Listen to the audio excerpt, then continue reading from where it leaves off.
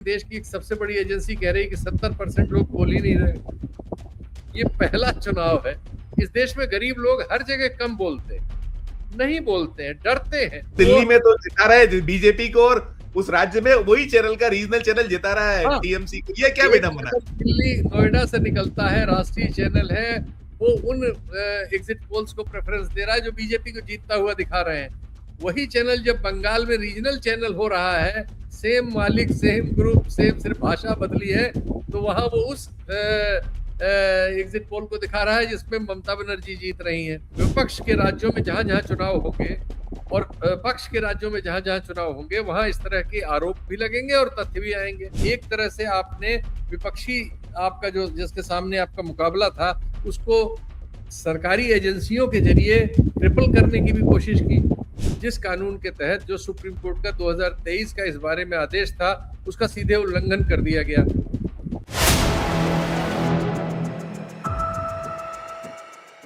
नमस्कार, मैं हूं संजीव श्रीवास्तव। आप देख रहे हैं 4 PM। दोस्तों, एग्जिट पोल अब कुछ ही घंटों में सामने आ जाएंगे, यानी कि चुनाव के जो परिणाम है उसके लिए जो मतगणना होनी है उसमें बहुत बहुत कम वक्त शेष है। और जो कयासबाजी बीते दिनों से चल रही है, जो 5 विधानसभाएं हैं उनको लेकर आंकड़े आ गए थे एग्जिट पोल के, और साथ में जो दावे हो रहे हैं, प्रति दावे हो रहे हैं, और सबसे ज्यादा निगाह नजर कहीं है तो वो बंगाल पर है। बंगाल में वो जो दूसरे और अंतिम चरण की पोलिंग के बाद से भी बहुत कुछ घटित हो रहा है। वहां अभी रार तकरार थमी नहीं है, और उसमें कोर्ट कचहरी वहां से भी सारा कुछ निकल रहा है, और निरंतर इलेक्शन कमीशन ऑफ इंडिया निशाने पर है। तो जो सारा दृश्य है, सारा सीन है, इसी सब पर बातचीत करने के लिए चलेंगे एक बेहद बेहद खास मेहमान के पास। उनसे समझने की कोशिश करेंगे, उनसे जानने का प्रयास करेंगे कि ये जो सब चल रहा है इसे लेकर उनकी अपनी क्या राय है। सबसे पहले जोड़ना चाहूंगा, उनको जोड़ता हूं। जुड़ गए हमसे शीतल पी सिंह साहब। शीतल सर, बहुत बहुत स्वागत और बहुत आभार, आपने हमारे लिए वक्त निकाला। आपको बहुत बहुत धन्यवाद सर। सबसे ज्यादा जो अभी इस वक्त जो चर्चा है देश में, तो वो एग्जिट पोल की चर्चा है, और एग्जिट पोल में भी बंगाल पूरा फोकस में है। और जो रार तकरार चल रही है, अब आज तो देखकर ऐसा लग रहा है कि शायद इलेक्शन कमीशन ऑफ इंडिया जो है वो जीतने हारने की, कहीं ऐसा लग रहा है उस कगार पे खड़ा है कि वो जीतेगा या हार जाएगा। तो जो कुछ चल रहा है सर, कि आज 6 लोगों को नोटिस वहां इशू हुए हैं, वो जो मसला हुआ है स्ट्रांग रूम में, कहीं उसको सेंध मारी के आरोप में कहीं, और इसके अलावा जो 6 अधिकारी कर्मचारी जो वहां हुए हैं, और इसके पहले भी सारा कुछ हो चुका है। तो एक तो ये पूरा समग्र जो आया है एग्जिट पोल उस पर, और ये जो पूरा चल रहा है, तो क्या इसको ऐसे ही देखें कि अब ये चुनाव आयोग जीत पाएगा या हारेगा, क्या है इसको कैसे हम डिकोड करें? देखिए, पहले एग्जिट पोल पर इससे लगता है कि चुनाव दर चुनाव जो बीजेपी है और उसका जो केंद्रीय सब ढांचा है, और इसमें बहुत सारे राज्य भी शामिल हैं, इनका दबाव हर किस्म की एजेंसी पर, मीडिया वगैरह तो बहुत पहले कोलैप्स हो चुका है। आप देख ही रहे हैं कि अभी वो फिर श्रेणीबद्धता हमारी आई है और हम 157वें नंबर पर पहुंचे हैं। आप बताइए, दुनिया की सबसे बड़ी आबादी का लोकतंत्र, और वो पहले 20 में नहीं है, 50 में नहीं है, 75 में नहीं है, 100 में नहीं है, 150 में भी नहीं है, वो आखिरी के जो 20 देश बचे हैं उसमें है, और लगातार उसी में पिछड़ता जा रहा है। तो वो ये सब जो आपके एग्जिट पोल्स कर रहे हैं, ये उसी की सब निशानियां हैं। और चूंकि कोई लाज शर्म कहीं है नहीं, और झूठ पर सारा मामला चल रहा है, प्रचार और झूठ, दो चीजें हैं। संस्थाओं का क्षय इस स्तर पर हो गया है कि अब एक पर उंगली रखिए तो दूसरे से मवाद निकलने लगता है। तो कहीं कोई, मतलब आदमी बिल्कुल विवश हो गया है और बेबस हो गया है। बताइए, ये देश के इतिहास में और शायद दुनिया के लोकतांत्रिक इतिहास में पहला चुनाव होगा कि किसी राज्य के 27 लाख मतदाता मतदान से ही वंचित कर दिए गए हैं। उनका कोई कसूर नहीं, जो प्रणाली है वो अपना काम पूरा समय से नहीं कर पाई, इसलिए उनको बाहर रख के चुनाव करा रही है। मान लीजिए कि चुनाव में अंतर 20 लाख का 18 लाख का हो, दोनों ग्रुपों में 18 लाख से फैसला हो रहा हो आइदर में, कैसे माना जाएगा कि वो सही फैसला है जब 27 लाख लोग बाहर खड़े? 70-80 लोगों की लिस्ट और आई हुई है, जिसमें वो कर्मचारी शामिल हैं जो ड्यूटी दे रहे हैं चुनाव में, लेकिन वो मतदाता नहीं है। मतदाता नहीं है, तो ये बिल्कुल। कमाल का चुनाव हो रहा है। चूंकि ये पूरी एक्सरसाइज एसआईआर की मुझे बिल्कुल समझ में आता है, आप लोग सभी लोग इससे सहमत ही हैं। और सीएए और एनआरसी जो थी, ये सब एनसीआर एनआरसी, वो सारी कार्रवाइयां ऐसा लगता है कि बंगाल और आसाम को केंद्रित थी, और आसाम से ज्यादा बंगाल को केंद्रित थी, क्योंकि बंगाल में एक विपक्षी सरकार है जो काफी समय से है। और बंगाल का मिजाज कुछ ऐसा है कि वहां आजादी के बाद से ही बीजेपी के लिए कभी उस तरह की सुविधा नहीं रही जैसी सुविधा आज वो समझती है कि हो गई है। अब ऐसे में वो जितने भी अस्त्र शस्त्र हो सकते हैं सबको लेके हाजिर है। और संस्थाएं हमारी जो है, क्योंकि वो जैसा मैंने कहा, मीडिया हुआ, चुनाव आयोग हुआ, अब तो कहना पड़ रहा है, और हम कहें न कहें, खुद रिटायर्ड सीनियर जजेस सुप्रीम कोर्ट के, हाई कोर्ट्स के कह रहे हैं कि जो कुछ उनके यहाँ चल रहा है वो न्याय संगत नहीं है। कम से कम शब्दों में इतना तो हम लोग भी उसको दोहरा सकते हैं, जो हमारा कहा हुआ नहीं है, उनका कहा हुआ है, जो इसी प्रक्रिया में रहे हैं, अब रिटायर है और इस प्रक्रिया पर टिप्पणी करने के अधिकारी हैं, उनके अधिकार के तहत हम कह दे रहे हैं। पहली बार इस देश में 78 सालों में आजादी के ऐसा हुआ कि 4 सुप्रीम कोर्ट के वर्किंग जजेस प्रेस कॉन्फ्रेंस करने बाहर आए और उन्होंने कहा देश का लोकतंत्र खतरे में है। जी। जाहिर है कि वो कोई पॉलिटिकल पार्टी नहीं थे, वो जो कुछ भी कह रहे थे अपने सिस्टम के लिए कह रहे थे, एक्चुअली तो सुप्रीम कोर्ट के लिए ही कह रहे थे। फिर हमने देखा कि एक सीरीज ऑफ अपॉइंटमेंट्स ऐसे हुए हैं हाई कोर्ट्स में, जो उसमें से कई प्रमोट भी हो गए, जिनके सबके अपॉइंटमेंट्स पर एक्चुअली तो सरकार को आपत्ति होनी चाहिए थी, लेकिन ऐसा माना गया और समझा गया कि ये माडवाली में हुए, ये जुडिशरी ने अपने 2 लोगों को कर लिया, तो उन्होंने कहा 2 सरकार के लोग भी आपको लेने पड़ेंगे। तो सरकार के लोग कैसे कैसे आए? एक जज 57वें नंबर पर थे वरिष्ठता में, लेकिन उनके कुछ फैसले ऐसे थे जो प्रेजेंट डिस्पेंसेशन की सर्विस करते हुए लगते थे, जिनको बाद में सुप्रीम कोर्ट ने हाल्ट किया। उनको उन 57 लोगों पे सुपरसीड करके सुप्रीम कोर्ट में बुलाया गया। एक राज्य गुजरात से, जिनका कोटा 2 जजेस का होता है सुप्रीम कोर्ट में, उससे 3 जजेस कर लिए गए। एक जज गुजरात में चीफ जस्टिस बनाए गए, जिनकी पत्नी को इलाहाबाद में आउट ऑफ द वे जाके वाइस चांसलरी दी गई। एक बीजेपी की प्रवक्ता महाराष्ट्र में 1 साल बाद हाई कोर्ट में जज के रूप में मिली। एक अभी दिल्ली हाई कोर्ट में विवाद चली रहा है, अरविंद केजरीवाल ने और कुछ विशेषज्ञों ने तथ्यगत आरोप लगाए हैं कि जो वहां जज हैं उनके 2 बच्चे सुप्रीम कोर्ट में और हाई कोर्ट में दिल्ली में ही प्रैक्टिस करते हैं, और वो सरकारी वकील बनाए गए हैं, और सरकारी वकील होके वो सॉलिसिटर जनरल के साथ हैं। सॉलिसिटर जनरल उनको उनकी उम्र के दूसरे जो युवा हैं उनकी तुलना में ज्यादा केसेस देते हैं, जिससे उनको ज्यादा पैसे मिले। ये सब तथ्य सामने है। तो ये हम सबसे ऊपरी पायदान से शुरू कर रहे हैं। इसके बाद हम पाते हैं कि एक चुनाव आयोग इस तरह से बनाया गया, उसके लिए एक कानून ऐसा बनाया गया जिस कानून के तहत जो सुप्रीम कोर्ट का 2023 का इस बारे में आदेश था, उसका सीधे उल्लंघन कर दिया गया। आदेश ये था कि जो चुनाव आयोग के आयुक्तों की नियुक्ति की प्रक्रिया हो, वो ऐसी नहीं होनी चाहिए कि ये समझा जा सके कि वो एग्जीक्यूटिव की मर्जी से हुआ। उसमें एग्जीक्यूटिव का उन्होंने कहा हस्तक्षेप नहीं होना चाहिए, वो इतनी विश्वसनीय होनी चाहिए। और उन्होंने कहा कि ये सिर्फ मतलब इस तरह से होना नहीं चाहिए कि ये विश्वसनीय हो, इसका विश्वसनीय होना लोगों में स्वीकृत होना चाहिए। ये आदेश में 2-3 पैरे में बार बार डिस्क्राइब करके लिखा गया है, लेकिन उसके बाद सरकार ने ऐसा कानून बना लिया जिसमें इसको सीधे उलट दिया गया। अब एग्जीक्यूटिव अपने मनपसंद अफसर को चुनाव आयुक्त नियुक्त कर रही है, और नियुक्त करने का अधिकार उसने ऐसा बनाया कि प्रधानमंत्री और उनके द्वारा नियुक्त एक मंत्री, जो 2023 में हमारे गृह मंत्री थे, ये 2 लोग ही फैसला करेंगे किसको चुनाव आयुक्त होना है। यही लोग पार्टी है चुनाव लड़ने की, और यही लोग चुनाव आयोग चुनेंगे, तो आपको कहने की कहां जरूरत है। ये तो उन्होंने खुद ही संदेह के घेरे में सारी प्रक्रिया को डाल दिया। अब इस प्रक्रिया के तहत विपक्ष के राज्यों में जहां जहां चुनाव होंगे और पक्ष के राज्यों में जहां जहां चुनाव होंगे, वहां इस तरह के आरोप भी लगेंगे और तथ्य भी आएंगे। जैसे हमने पहली बार देखा, इसके पहले भी हुआ है कि आप चुनाव से पहले आपको पता होता था कि चुनाव घोषणा कब होने वाली है, बीजेपी को तो पता रहता ही है।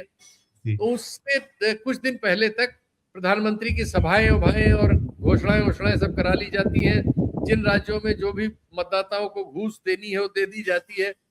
बिहार में ऐसा हुआ कि चुनाव चल रहा है कई चरणों में, उसके बीच में 10-10 हजार रुपए मतदाताओं को सरकार बांट रही है और चुनाव आयोग को कोई आपत्ति नहीं है। तो उसका जब चश्मा उसका चश्मा उसका एक ही तरफा देख पा रहा है, उसको दूसरी तरफ दिखाई नहीं देता बिल्कुल जो हम देख। तो अब इससे क्या हुआ है कि चुनाव में कोई शुचिता नहीं रह गई। अब चुनाव में खुलेआम है और हम देख रहे हैं कि जो मुख्य चुनाव आयुक्त है उनकी बेटी को, जो दूसरे कैडर की अफसर थी, यूपी में सबसे प्राइम जिला जो है, जो दिल्ली का बॉर्डर है, नोएडा का डीएम बना दिया गया है। तो अब चीजें खुलेआम है। एक महिला को आप एक मतलब सीनियर एडवोकेट को आप हाई कोर्ट का जज बनाएंगे, उनके बच्चों को आप सरकारी वकील बना लेंगे, फिर वो उन कार्यक्रमों में ही जाएंगी जो आरएसएस से संबंधित है, यानी जिसमें वहां कहेंगे कि जब जब मैं आपके यहाँ आती हूँ मेरा प्रमोशन हो जाता है। तो अब सब चीजें स्पष्ट हैं, लेकिन हमें कहा जा रहा नहीं आप मक्खी निगलो। मक्खी तक भी निगल लेते लोग, अब तो हो रहा मधुमक्खी का छत्ता निगलो। तो अब इस देश को ये कहा जा रहा है और ये कहने के लिए पूरी फौज है। सारे टीवी चैनल हैं दिल्ली नोएडा में बैठे हुए हैं झूठ गढ़ने के लिए, सारे अखबार खरीदे जा चुके हैं, सारे टीवी चैनलों के मालिक बदल गए हैं, सब उन कुछ दोस्तों के उनके हाथ में जा चुके हैं। और नतीजा क्या हो रहा है, एक ही चैनल का दिल्ली का जो संस्करण, राष्ट्रीय संस्करण, आपको सवाल करने वाला तो यही सवाल कि वो दिल्ली में तो जिता रहा है बीजेपी को और उस राज्य में वही चैनल का रीजनल चैनल जिता रहा है टीएमसी को। ये क्या विडंबना है? दिल्ली नोएडा से निकलता है, राष्ट्रीय चैनल है, वो उन एग्जिट पोल्स को प्रेफरेंस दे रहा है जो बीजेपी को जीतता हुआ दिखा रहे हैं। वही चैनल जब बंगाल में रीजनल चैनल हो रहा है, सेम मालिक, सेम ग्रुप, सेम, सिर्फ भाषा बदली है, तो वहां वो उस एग्जिट पोल को दिखा रहा है जिसमें ममता बनर्जी जीत रही हैं। और हम जैसे लोगों को आप लोग सूली पे चढ़ाए हुए कि आप बताइए कौन जीत रहा है। तो जिन लोगों ने इस काम में करोड़ों रुपए लिए, एक्स या वाई से, संस्थानों से या जहां से, या घूस ली या चोरी से लिया, पता नहीं, लेकिन दावा है कि हम एग्जिट पोल कर रहे हैं। जो हम मोटा मोटी समझते हैं एग्जिट पोल का मतलब कि मतदान देकर जो लोग निकलते हैं वहां पर, या उसके बाद अगले दिन पोस्ट पोल में हजारों लोगों को आप एंगेज करते हैं, जो लाखों सैंपल इकट्ठा करते हैं और उन सैंपल्स का आप अध्ययन करके, जिसमें बहुत तरह के सेग्रीगेशंस होते हैं, उम्र का होता है, लिंग का होता है, धर्म का होता है, जाति का होता है, आय का होता है, इस तरह से वो आंकड़े तैयार होते हैं और फिर आप उसका एक वैज्ञानिक विधि से परीक्षण करके समाज के सामने टेलीविजन चैनलों के जरिए या अन्य माध्यमों से प्रस्तुत करते हैं। तो जिन लोगों ने ये काम किया है उनकी हालत हम देख रहे हैं कि देश की एक सबसे बड़ी एजेंसी कह रही है कि 70% लोग बोल ही नहीं रहे। ये पहला चुनाव है, इस देश में गरीब लोग हर जगह कम बोलते हैं, नहीं बोलते हैं, डरते हैं।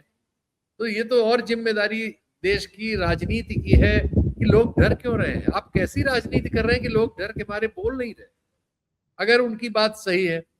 और या वो डर रहे हैं कि नतीजा ऐसा है कि बोल देंगे तो भविष्य खतरे में है। कोई तो डर रहा है, कोई तो बात सच है। दोनों ही बातें लोकतंत्र के लिए बहुत ही घातक है। तो हम एक ऐसे वक्त में इस समीक्षा पर आपके साथ बात कर रहे हैं जब चीजें बहुत गड्ढमड्ढ हैं, बहुत खराब है। अब जो चुनाव आयोग हो गया वो हर चीज केंद्रीय बलों से कराना चाहता है, केंद्रीय कर्मचारियों से कराना चाहता है, कुछ सिंघम जैसे लोगों को ले जाना चाहता है जो कानून का उल्लंघन करते हुए पाए जा रहे हैं। ये सब चीजें क्यों हो रही, और हर मामला रोज हाई कोर्ट और रोज फिर सुप्रीम कोर्ट पहुंच रहा है। चलिए, तृणमूल कांग्रेस तो वहां सरकार में है, वो इतना सरकार होने के नाते अफोर्ड कर ले रही है। बाकी पार्टियों का सोचिए, कांग्रेस वहां कैसे लड़ सकती है, सीपीएम कैसे लड़ सकती है, जो वहां इसके पहले, इस 15 साल के पहले जो भी वक्त था, वहां 60 साल मान लीजिए, या 63-64 साल, 64 में 34 साल वाम मोर्चा रहा, 30 साल कांग्रेस रही।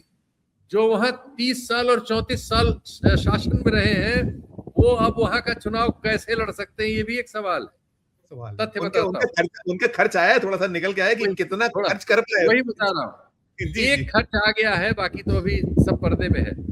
वो है, और वो भी बहुत थोड़ा सा हिस्सा है जो गूगल और मेटा के पास ऑफिशियल पॉलिटिकल पार्टीज ने एडवर्टाइजमेंट पर खर्च के लिए किया, क्योंकि उनका अंतर्राष्ट्रीय उनकी कंपनियां हैं, वो अंतर्राष्ट्रीय कानूनों से बंधे हुए हैं, उनको ये ट्रांसपेरेंसी रखनी पड़ती है, तो वो उनके रिकॉर्ड पर है।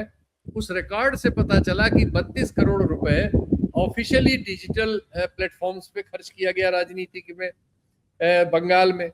और उस 32 करोड़ में 17 करोड़ बीजेपी ने किया, 15 करोड़ टीएमसी ने किया, कांग्रेस ने 0 किया, और ओह लेफ्ट माय! पार्टी ने शायद 1.5 लाख रुपया किया। तो बंगाल का चुनाव सिर्फ बीजेपी और मतलब दिल्ली की सत्ता और कलकत्ते की सत्ता के बीच नहीं था भाई। ये लोकतांत्रिक चुनाव है, इसमें वो दो दल भी शामिल थे, दोनों राष्ट्रीय दल हैं जो वहां 34 साल और 30 साल सत्ता में रह चुके हैं। लेकिन जो परिस्थितियां हैं वो हमारे आपके सामने हैं। ये तो ऑफिशियल है। हम जानते हैं कि सैकड़ों कंपनियां प्राइवेट होती हैं जो मीडिया मैनेजमेंट के कामों में खरीदी जाती हैं, वो इनके टाइम स्लॉट खरीदती हैं, सोशल मीडिया स्पेस खरीदती हैं, जिनका रिकॉर्ड इसमें नहीं मिलेगा, क्योंकि वो इंडिविजुअल नामों से खरीदा जाता है। फर्जी बहुत सारे अकाउंट खोले जाते हैं चुनाव के वक्त या कुछ महीने पहले से, कुछ पहले से चल रहे इन्फ्लुएंसर्स और उनके अकाउंट वालों को पैसा देके लाइन में लगाया जाता है। वो सब कॉस्ट हमारे सामने नहीं है, उस सैकड़ों करोड़ में होगी। हमारे पास ये भी कॉस्ट नहीं है, कितने होटल किस पार्टी ने बुक किए, कितने जहाज किस पार्टी ने बुक किए, कितने हेलीकॉप्टर ये सब आएगा, अभी नहीं है। लेकिन मोटा मोटी ये समझ में आता है कि इन सब क्षेत्रों में भी यही तजर्बा है। लेफ्ट के पास तो एक भी हेलीकॉप्टर नहीं था, कांग्रेस की ओर से बहुत कम प्रचार हुआ है, 1-2 बार राहुल गांधी गए हैं, बाकी उनका लोकल ही था, उनके पास भी एक आधी बार का होगा।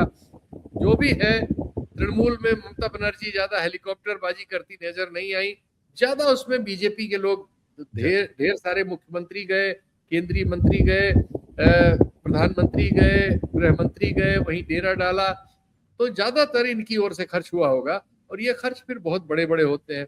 अब एक खर्च आईपैक का ही ले लीजिए, तृणमूल कांग्रेस ने आईपैक को ड्यूटी पे लगाया था। आईपैक किसी भी गिवन टाइम में, आईपैक उनके लिए 2021 के भी पहले से काम कर रहा है, 21 के चुनाव में भी था, 24 में भी था, अभी भी था। आईपैक के एक डायरेक्टर को हफ्ते 8 दिन पहले ईडी ने उठा लिया एकाएक। इसके पहले भी उन पे छापे उपे पड़ रहे थे, जिसमें ममता बनर्जी जाके वहां रजिस्टर वगैरह उठा लाई थी। आईपैक जो है तृणमूल कांग्रेस के लिए चुनाव संचालन में और स्टडी करने में मदद करता है। चुनाव में किसको टिकट दिया जाए, किसको काटा जाए, ये सब डाटा तैयार करता है। उनका कहीं कोई कमजोरी है सांगठनिक वगैरह, ये सब सूचनाएं देता है। इसकी वो कीमत लेता है, वो कैसे कीमत लेते हैं ये वो जाने। लेकिन 3,000 के आसपास उसके पास रेगुलर लोग काम करते हैं, और चुनाव वगैरह के समय 10,000 लोग काम करते हैं। आप समझ सकते हैं कि इस पर अनुमान दर्शकों पे छोड़ देता हूं, लगाए कि इस पे कितना खर्च हुआ होगा। हमें मालूम है कि जब इलेक्टोरल बॉन्ड का मामला सुप्रीम कोर्ट में पर्दाफाश हुआ था, तो पता लगा था कि देश में जो सबसे बड़ी पार्टी है उसके पास तो 70% गया था, भाजपा के पास जो बाकी 30% था, उसमें भी ज्यादातर राज्यों की पार्टियां, जैसे तृणमूल कांग्रेस और तेलंगाना वाली जो पार्टी थी बीआरएस, इनको मिला था 700-700, 800-800 करोड़, 1100-1200 करोड़, इनको भी चंदा मिला था। और जो राष्ट्रीय पार्टियां हैं, लेफ्ट पार्टियों को 0 था, कांग्रेस को क्या नाम है 300-400 करोड़ था या 600-700 करोड़ था। मतलब कांग्रेस को जो राष्ट्रीय पार्टी है, इन रीजनल पार्टी बराबर भी नहीं मिला था। तो एक बहुत अंतर उसमें ही था, उससे एक इशारा मिलता है। अब तो कोई इशारा भी नहीं कहीं से आ सकता, सब छुप गया है। सिर्फ यही पता है कि बीजेपी के अकाउंट में 10,000 करोड़ के आसपास है और कांग्रेस के अकाउंट में 200-300 करोड़ है। तो ये एक डिफरेंस है नेशनल पार्टीज में। तो अब ये भी हो गया है कि राज्यों वगैरह में जहां जहां विपक्षी सरकारें हैं, सिर्फ वही चुनाव लड़ पाएंगी, बाकी जो अन्य होंगी उनकी हालत ऐसी होगी जो मैंने इस आंकड़े में आपको बताया। तो जो पार्टी डिजिटल पे खर्च नहीं कर पाएगी, टीवी पे खर्च नहीं कर पाएगी, हेलीकॉप्टर पे खर्च नहीं कर पाएगी, जहाज पे खर्च नहीं कर पाएगी, अखबार में नहीं विज्ञापन दे पाएगी, सोशल मीडिया इन्फ्लुएंसर नहीं खरीद पाएगी, इसके बाद गाड़ी घोड़े और उसकी बात तो छोड़ ही दीजिए, वो आप चुनाव कैसे लड़ेगी। और अगर ये जो चुनाव आयोग है उसकी ये जिम्मेदारी है कि चुनाव में समानता हो, सबको बराबर के अधिकार होने की कोशिश हो। अगर ये इतना बड़ा अनइवन है तो आप चाहे 2.5 लाख की फौज लेके जाएं, चाहे 1 करोड़ की फौज लेके जाएं, ये चुनाव सभ्य चुनाव नहीं कहलाएगा। और दुनिया की ऐसी एजेंसियां जब इसका आकलन करेंगी तो आपको, जैसे डेम इंस्टीट्यूट ने इलेक्टोरल ऑटोक्रेसी की संज्ञा दी थी, अब उससे भी बुरी संज्ञा के लिए तैयार रही है। बिल्कुल बिल्कुल। नहीं, आपने जो कहा शीतल सर, 30 सभाएं रोड शो अमित शाह जी के, 20 के आसपास प्रधानमंत्री जी का, 12 योगी आदित्यनाथ, 62 तो इन्हीं की कंप्लीटली होती, तो आप सब नंबर्स लगा सकते हो उसमें किस तरह का तामझाम और कितनी सुरक्षा और क्या क्या है। सर 2 चीजें हुई हैं, एक तो जो, बल्कि 3 में इकट्ठे ही पूछता हूँ आप उस पर। एक तो आईपैक का आपने कहा, उनके वो ईडी ने जमानत वाला एक वो हो गया, उस पर भी एक छोटा था। दूसरा, आज हमने कपिल सिब्बल साहब को देखा, वो जो जब सुबह इस मसले पर वो केंद्रीय कर्मचारियों पर जब वो उसमें पहुंचे हुए थे कोर्ट में, तो कैसे गोदी मीडिया को सफाई देना पड़ा, उनको कहना पड़ा कि नहीं ऐसा नहीं है, हमारी याचिका को खारिज नहीं किया गया। कैसी ये किस तरह की निर्लजता है? क्या मतलब आप उसको भी तोड़ेंगे मरोड़ेंगे, और कोर्ट को तो एक ही तरफा दिखता है सारा कुछ कि नहीं वो जो कर रहे हैं ठीक कर रहे हैं, वहां का जो सीईओ है बंगाल का वो ठीक कर रहा है, यही करना है। इस पे एक छोटी सी टिप्पणी में एक आध कोर्ट ने तो इसमें अपने आप को खुद ही फंसा के अपने को बर्बाद कर लिया। कोर्ट का काम एग्जीक्यूटिव का काम नहीं है। ऐसा 2-3 बार सुप्रीम कोर्ट से गलती हुई और हर बार वो फंसी है। कोर्ट का काम है आदेशों का पालन कराना। कोर्ट का काम खुद काम हाथ में लेना नहीं है भाई। और आप लोग तो ये एग्जीक्यूटिव ऐसी है जो आपको फंसा देगी। उसने फंसा दिया बंगाल में, अब आपसे न निगलते बना न थूकते बना। आपने एक ऐसा पाप कर दिया है इतिहास में जिस पाप की कभी क्षमा नहीं हो पाएगी। और जो भी आज कोर्ट में नहीं है, बाहर है कोर्ट्स के लोग, वो सब आपको इसके लिए गलत ठहरा रहे हैं। वो तो एक गलत बात हुई। आईपैक के डायरेक्टर को चुनाव से पहले पकड़ा गया और चुनाव जिस दिन वोट पड़ गया उसके अगले दिन उसकी जमानत हो गई। ईडी ने विरोध ही नहीं किया। यानी उसकी गिरफ्तारी सिर्फ इस चुनाव को प्रभावित करने के लिए की गई थी कि चुनाव के दौरान उसको पकड़ के जेल में डाल दो, वो डर जाएगा, उसका संगठन बिखर जाएगा। और उन लोगों ने एक नोटिस भी चला दिया था कि हमने काम वापस ले लिया है। बाद में उसकी सफाइयां दी गई, तो पता नहीं वो क्या परफॉर्म कर पाए। तो एक तरह से आपने विपक्षी आपका जो जिसके सामने आपका मुकाबला था उसको सरकारी एजेंसियों के जरिए ट्रिपल करने की भी कोशिश की। ये सब भी होता है चुनाव के दौरान। और चूंकि इन पर चुनाव आयोग और कोर्ट्स अगर कुछ नहीं करेंगे तो भगवान तो आएंगे नहीं इस देश में नॉर्मल चुनाव कराने। तो नतीजा यह है कि हम लोग लोकतंत्र को काफी हिस्से में खो चुके हैं। जो बची कुची पताकाएं बची हैं, अब उनको हम बलि चढ़ाने की ओर बढ़ रहे हैं। बिल्कुल, मैं अंतिम सवाल करूंगा। एक तो जो दावे यहाँ हो रहे हैं, खासकर बंगाल पे ही फोकस करूंगा, बाकी जो चीजें नजर आ रही हैं, 226 का आंकड़ा ममता जी की ओर से निकल रहा है, वो दावा कर रही है। इधर 100 प्लस पहले ही दौर में अमित शाह साहब ने कह दिया था, और वहां भी ऐसे ही कुछ है। और जो जितने एग्जिट पोल आए हैं वो भी इसी तरीके के हैं जितने हम देख रहे हैं। तो एक तो ये भी है, और इसके साथ साथ जो एक दूसरा जो हम कहेंगे कि मतगणना में क्या कुछ आपको नजर आता है, क्योंकि जितनी कश्मकश है अभी भी जो हम देख रहे हैं 2 दिन से, तो क्या आपको, अब कुछ ही घंटे शेष बचे हुए हैं सर, तो दोनों पे एक अंतिम आपका नोट। नहीं, देखिए ये थोड़ी बहुत तो दोनों तरफ से शंकाएं बहुत हैं। शंकाएं होने की वजह है जो हम लोगों ने बात की सारी उसमें शंकाएं हैं, तो इसलिए इनके किसी भी कदम पर शंकाएं होती हैं। दोनों तरफ शंकाओं का वातावरण चल रहा है। दूसरा पक्ष समझता है कि उनकी तरफ राज्य सरकार के सारे कर्मचारी मिले हुए हैं तो उनको सेंट्रल के कर्मचारी चाहिए।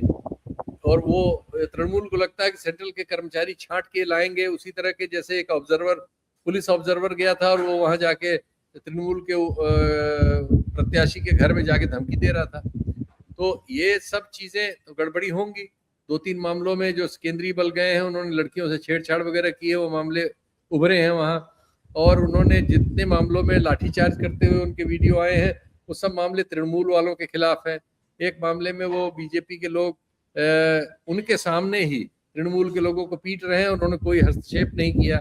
ये सब वीडियोज सामने है। तो इससे सबसे ये लगता है कि आप ये कह के वहां चुनाव फेयर कराने जा रहे हैं कि तृणमूल कांग्रेस के गुंडे सरकार और पुलिस और एडमिनिस्ट्रेशन मिलजुल के भय का वातावरण पैदा करता है। दूसरी ओर आप केंद्रीय बल ले जाके दूसरों में भय पैदा करने का काम कर रहे हैं।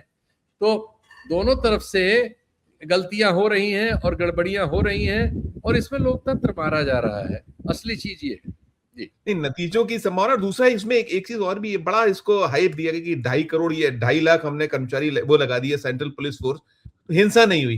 लेकिन एसआईआर में तो 200 के आसपास लोग मारे गए वहां पर। कैसे आप, मतलब ये भी तो एक कंट्राडिक्टी नहीं है, ये दावा करना, और उधर आप कितने लोग गए वहां उस पे। और चलिए जो जी हम इसको अफर्मेटिव में ले लेते हैं कि नहीं हुई हिंसा, अच्छी बात, लेकिन इसका हिंसा न होने की वजह से आपको सारी चीजें गलत करने का राइट कोई थोड़ी दे देगा। जी हिंसा नहीं हुई, अच्छी बात है, आपका बहुत काम है कि हिंसा न हो।